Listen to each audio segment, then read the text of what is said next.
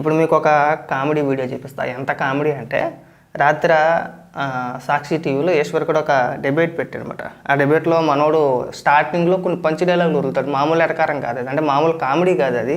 ఒకసారి చూడండి. ఈ జగన్ మనల్ని వదలడం, సైలెంట్గా ఫ్లైట్ ఎక్కి ఊసుకో, బాబు మనసులో మాట అని చెప్పేసి అని పెట్టాడనమాట. ఒకసారి వినిపిస్తా చూడండి. సిగ్గు అనిపించట్లేదు ఇట్లా నీకు ఆ మాటలు మాట్లాడడానికి.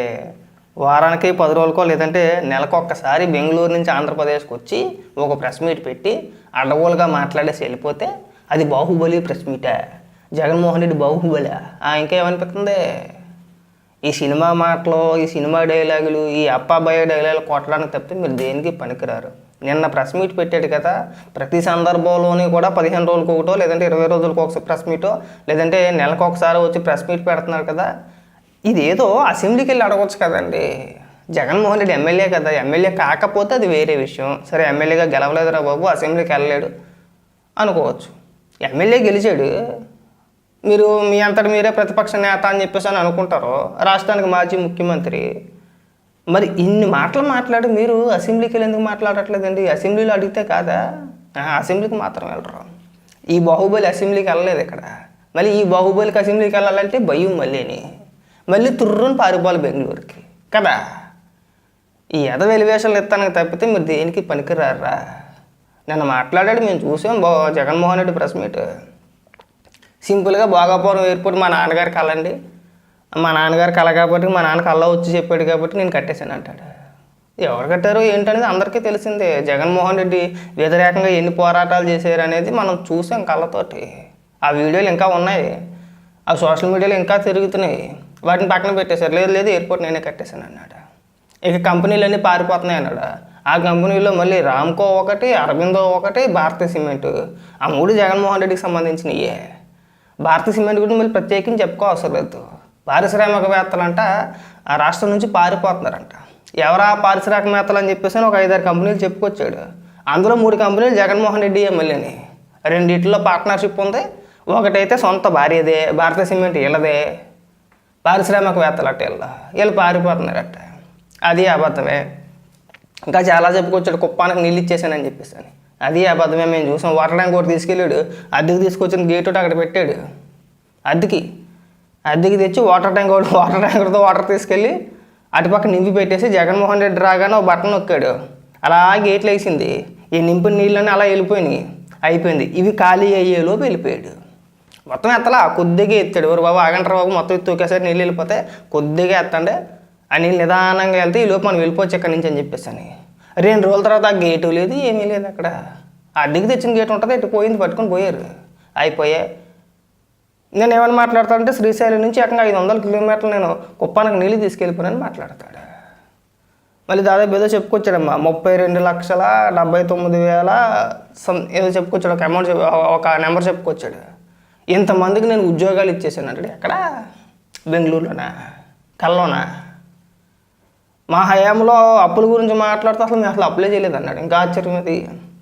మేము 3,20,000 కోట్లు ఎంత అప్పు చేసాము, అందులో 2,70,000 కోట్ల రూపాయలు నేను పనిచేసాను, వెళ్ళింది 30-40 లక్షల కోట్లు ఎంత ఉంటే నేను తినేసానని చెప్పి మాట్లాడుతున్నాడు. మీ హయాంలో ఒకవేళ నిజంగా మీకు అంత నిజాయితీ ఉంటే అసెంబ్లీకి వెళ్ళి అప్పుల పైన మాట్లాడతారా, లేదంటే రాయలసీమ లిఫ్ట్ ఇరిగేషన్ గురించి మాట్లాడతారా, పోలవరం గురించి మాట్లాడతారా, అమరావతి గురించి మాట్లాడతారా, భోగాపురం ఎయిర్పోర్ట్ గురించి మాట్లాడతారా, కరెంటు ఛార్జీల గురించి మాట్లాడతారా?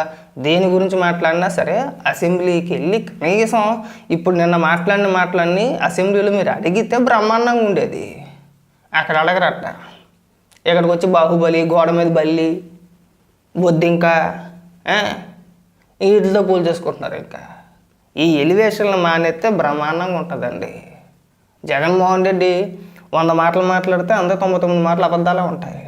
ఎందులో నిజం చెప్పాడని చెప్పేసి అని ఇవాళ ఏదో పనికి మళ్ళీ ఎలివేషన్ కాకపోతే నిన్న ప్రెస్ మీట్ పెట్టాడు కదా, 1 గంటన్నర మాట్లాడాడని చెప్పేసి నువ్వే ఎలివేషన్ ఎత్తున్నావు కదా.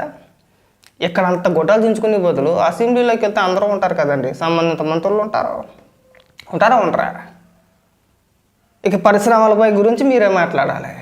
నాకు ఆశ్చర్యం అక్కడే అనిపించింది. నన్ను జగన్మోహన్ రెడ్డి మాట్లాడుతూ పరిశ్రమలు అంటే వెళ్ళిపోతున్నారంట, అలాగే ఈ పారిశ్రామికవేత్తలకి భూములు కేటాయించే విషయంలో కావచ్చు, లేదంటే ఈ జీవులకు సంబంధించింది కావచ్చు, జగన్మోహన్ రెడ్డి మాట్లాడుతూ మా హయాంలో ఏకంగా ఎన్నో వేల పరిశ్రమలు తీసుకొచ్చామని మాట్లాడతాడు. ఎక్కడ? ఎక్కడున్నా నువ్వు తీసుకొచ్చిన పరిశ్రమలు, మీ హయాంలో పరిశ్రమలు అన్నింటినీ తరివేశారు. ఇప్పుడు మళ్ళీ రాష్ట్రానికి తిరిగి తీసుకురావాలంటే ఎంతో కొంత వాళ్ళకి కూడా బెనిఫిట్స్ ఇవ్వాల్సిందే. ఎందుకు మన రాష్ట్రంలో జగన్మోహన్ రెడ్డి 5 ఏళ్ళు ముఖ్యమంత్రిగా చేసి ఉన్నదంతా సర్వనాశనం చేసేది కాబట్టి మన రాష్ట్రంలో పెట్టుబడి పెట్టడానికి ఎవరో ముందుకు రావట్లేదు కాబట్టి ఎంతో కొంత బెనిఫిట్స్ చూపించాల్సిందే. మళ్ళీ మనం తెలంగాణలాగో లేదంటే కర్ణాటకలాగో డెవలప్మెంట్ అయిపోయిన రాష్ట్రం అనుకో, అది వేరే. మనం ఇచ్చినా ఇవ్వకపోయినా ఆటోమేటిక్గా వచ్చే వాళ్ళు వస్తూ ఉంటారు, వెళ్ళే వాళ్ళు వెళ్తూ ఉంటారు. ఇక్కడ మనకు అదేమీ లేదు కదా, మన దగ్గర ఏమీ లేనప్పుడు ఏదో ఒకటి ఆఫర్ చేయాల్సిందే కదా. దానిపైన ఏడిపే నువ్వు ఇలాగా బాహుబలి, గోడ మీద బల్లి, బూతుల పార్టీ మీదే కదా.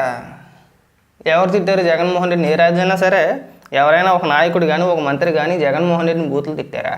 ఇప్పుడు గతంలో జగన్మోహన్ రెడ్డి కానీ అంటే కొడాల నాని కానీ, రోజా కానీ, లేదంటే ఇంకొంతమంది మంత్రులు కావచ్చు, నారా లోకేష్ గారిని ఉద్దేశించి, ఇంకొంతమంది నాయకులను ఉద్దేశించి, పవన్ కళ్యాణ్ గారిని ఉద్దేశించి అరే తురే అనేవారు. ఇంకా ముఖ్యంగా ఆడవాళ్ళు అయితే రోజా కావచ్చు, లేదంటే లక్ష్మీ పార్వతి అయితే వెధవా గిదవా అని మాట్లాడేది. ఇప్పుడు అలా ఎవరైనా సరే జగన్మోహన్ రెడ్డిని ఒరే వెధవానో లేదంటే ఇంకొక పదంతోనో ఎవరైనా తిడుతున్నారా? లేదుగా. పోనీ జగన్మోహన్ రెడ్డిని ఏమైనా సరే ఈ భోగాపురం ఎయిర్పోర్ట్కి సంబంధించి గతంలో మీరు తిరుమల వెళ్ళినప్పుడు డిక్లరేషన్ ఎందుకు ఇవ్వలేదంటే నీ అమ్మ మొగుడు కట్టాడా అని చెప్పేసి అడిగారు. పోనీ అలా ఎవడన్నా అడిగారా? అడగలేదుగా. అలాంటి పదాలు ఎక్కడ వాడట్లేదు కదండి. ఎవడు తిట్టేస్తున్నాడు బూతులు? మిమ్మల్ని బూతులు తిట్టేదంతా మీరే. వైఎస్ఆర్సీపీ పార్టీ అంటేనే బూతుల పార్టీ, అది అందరికీ తెలిసిన విషయమే. మీరే 10 మందిని బూతులు తిడుతూ ఉంటారు.